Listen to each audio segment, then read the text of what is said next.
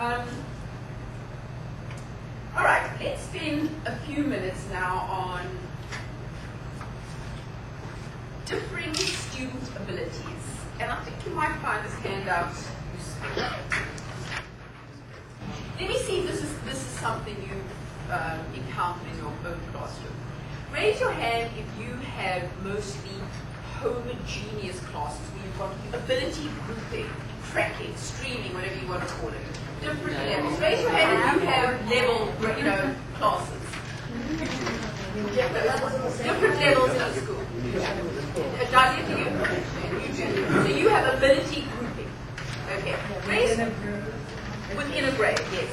Yeah. Raise your hand if you have heterogeneous classes, all different abilities within one group. Okay. So tell me, let me hear from you. What are some of the issues that might arise with having different ability groups in one group? Some are slower, some are faster, and progressing. Right. Some progress much slower than others. Some get it, some don't.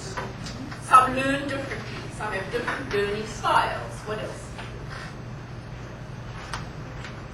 Well, we might find that a slower student holds up the class, frustrates others.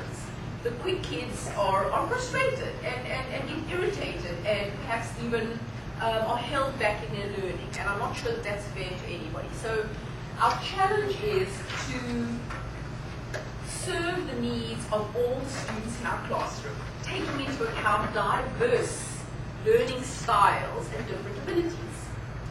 The challenge is really to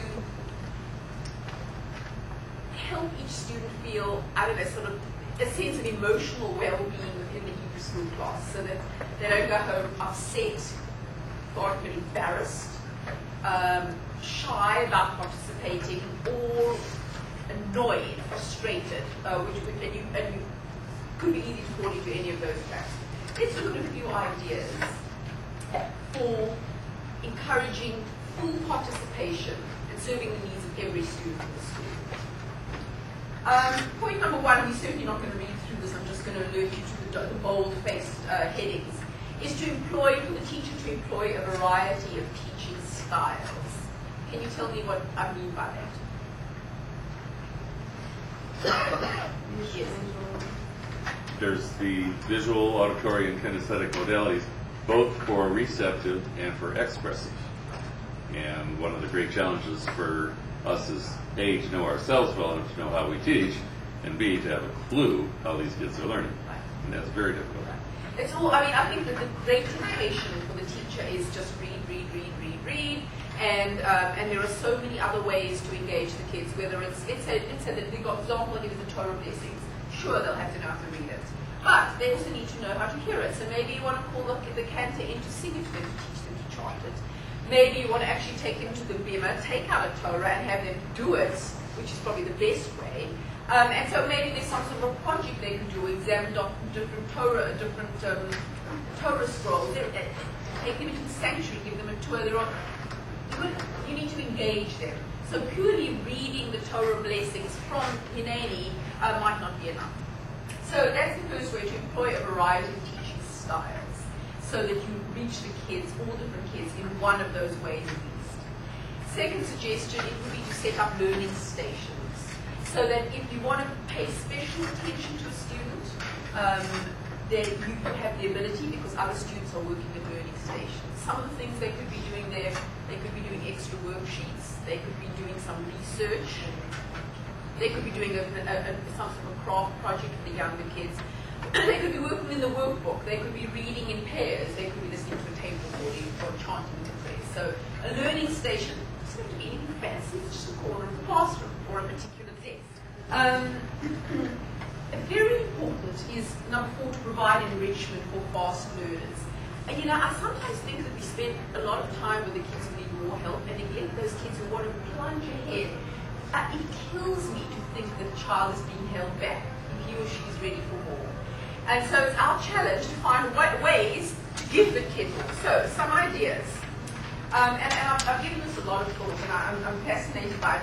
You could certainly assign additional work, perhaps even in another Hebrew subject. For example, if you're doing prayer in Hineni, the modern Hebrew. That's what we're going to get to next. Let's spend a few minutes on that.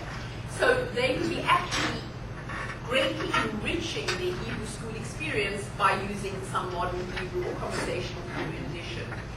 You could have the advanced students, here's an idea that I don't think is listed, do additional research. So he or she finished the chapter, the others are still working on it.